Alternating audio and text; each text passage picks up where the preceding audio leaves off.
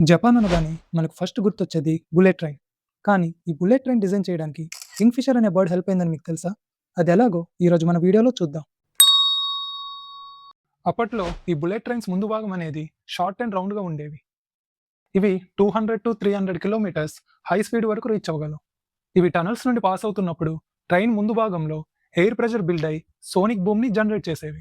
Sonic boom అంటే ఒక ఉరుమొచ్చినప్పుడు ఎలాంటి శబ్దం వస్తుందో అలాంటి సౌండ్‌ని జనరేట్ చేసేవి. ఈ సౌండ్ వల్ల ఆ టనల్ చుట్టూ ఉండే ప్రజలందరూ సౌండ్ పొల్యూషన్‌తో ఇబ్బంది పడుతూ ఉండేవారు.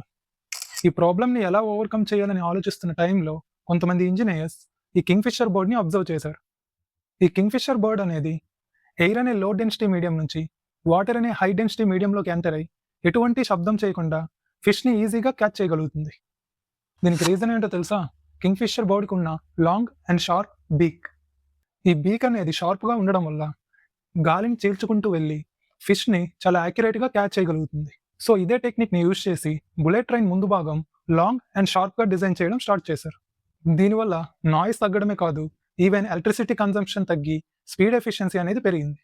ఈ ప్రాసెస్‌నే బయోమిమిక్రీ అంటారు.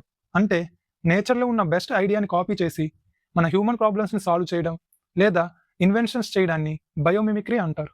ఈ వీడియో మీకు నచ్చినట్టయితే లైక్ చేసి షేర్ చేయండి అండ్ మా ఛానల్‌ని సబ్స్క్రైబ్ చేసుకోండి. Thank you for watching.